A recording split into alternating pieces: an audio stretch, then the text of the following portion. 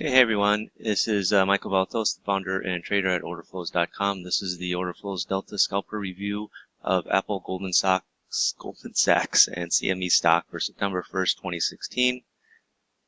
First, a brief disclaimer. Basically, don't trade with money you can't afford to lose. Past performance is not necessarily indicative of future results. And I said, this is a review to talk about the Delta Scalper and how it performed on September 1st on a few stocks. Again, it's not a trading system by itself. The tool is used in this presentation, the Orderflows Delta Scalper, and it runs on the NinjaTrader trading platform. You go to www.ninjatrader.com and you can download it for free. Okay, so first up, I'm going to talk about the Goldman Sachs stocks. That was the market that, there was a lot of signals that didn't really work out today in Goldman Sachs, but not every trade is going to work out. You want to minimize your losses and maximize, the trades that do work out. So, there was one here. This is about just after 9:10. It did pop up a little bit, 168.80 up to, above 169. So there's 20 cents there. Then you had another buy here. Was at 167. I don't know what that is, 40. Got all the way up to, I want to say 80, but above 70. So you get two winners, and then it just follows up with a loser right here. Never in the money, just stopped you out immediately. There was a nice little buy signal here. We popped up from 167, 80, 90, 85, 90 area, all the way up to 168.10. There's a buy here. It took a little while before we got that pop up from the the 80 level up to above 168. Then some failures, 1, 2 right in a row. I'm not going to sugarcoat it. And these are complete utter failures that stopped you out. You have to have stops in the market. Not every trade is going to work out. Are you willing to have a stop down here? 10 cents to catch 20, 30 cents. I would. So you got 1, 2, 3 losers in a row. And this is the end of the day. So you got, you ended the day with 3 losers, but you had some decent winners here. So, if you're using, what I'll call it, 10 cents as a stop, roughly, you got stopped out at least 3 times, and you got a trade here that, you definitely got it back, the 3 losers, there. You have another loser here, but you got another, 30 cent winner. Kind of a smallish winner there. So, it's about risk reward. You got to risk a little bit to, get some reward. Okay, next up is CME stock. Again, it's a 1 minute chart. All these charts are 1 minute charts. And, what do you do?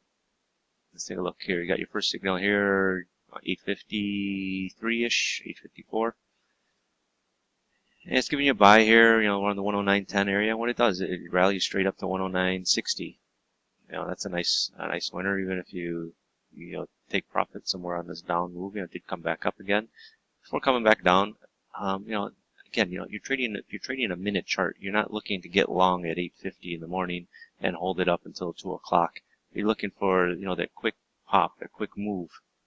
And, when it comes, you should take advantage of it and get out. Don't look to hold it for an hour or 2 hours or the whole day.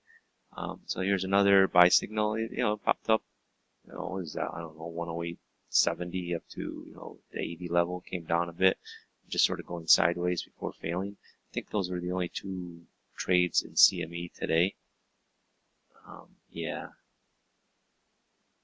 So, 2 trades in the CME. One decent, one okay. Okay, and last up is Apple. Apple shares. Again, 1 minute chart. This is the start here. Let's see if there was anything. Nothing. Okay, you got to buy here just after 12:40. And what did it do? It went up from around the 106.55-ish area up to 106.65. Before coming down, you got another buy signal here.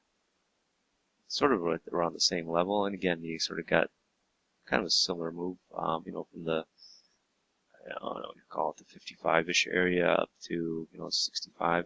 You get another buy here. Honestly, even if I get another buy here, I'm not looking to pile in. I would just still continue to hold this one.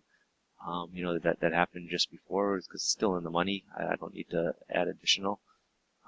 So yeah, you have a signal here, but would I have taken it? Probably not. It'd still be long from the first one. And it just went up a little bit sideways. I mean, it did, if you're long from this signal bar, it'll give the signal as soon as it's happening, but, I recommend you getting in after the bar is closed. So it's really this bar. You would have taken a little bit of heat, assuming you don't take this trade. You're long from this bar somewhere. I mean, if you're holding it, it did come in a little bit here, before sort of stabilizing here. I don't know. If it would have been stopped out here, I did not actually measuring it, the move, but I mean, I don't think I would have been. So not even a 10 cent move. And then just, going sideways, over the next, what time you get in 110, it's already 2 o'clock-ish and you're just going sideways. It's not, the move hasn't really materialized. It's just struggling. And then it comes off, but then you get another buy signal down here, around this, 106.35, 106.40 level. It does pop up a little bit here, to about the 50 level. Comes in a little bit back down to 32. So again, if you were long, somewhere around, 30, below 40, even at 40, if you got a 10 cent stop, you're down here at 30, so you're not necessarily stopped out. Then it just rallies the rest of the day. So, even if you could have got in at, at 40, it did give you some decent potential. Me personally, I don't like to take trades. I mean, it's 2:10. I mean, you got about 40, 50 minutes before the close. I don't normally like to take trades going into the close. But I mean, if it was, say, 2:30, I probably wouldn't be that interested in it. Okay, so thanks for watching this video. And, to learn more about trading software that I use in this presentation, the Delta Scalper in particular, or how you can profit from order flow, visit my website, www.orderflows.com. Thank you, and I hope to see you on the inside. Bye-bye.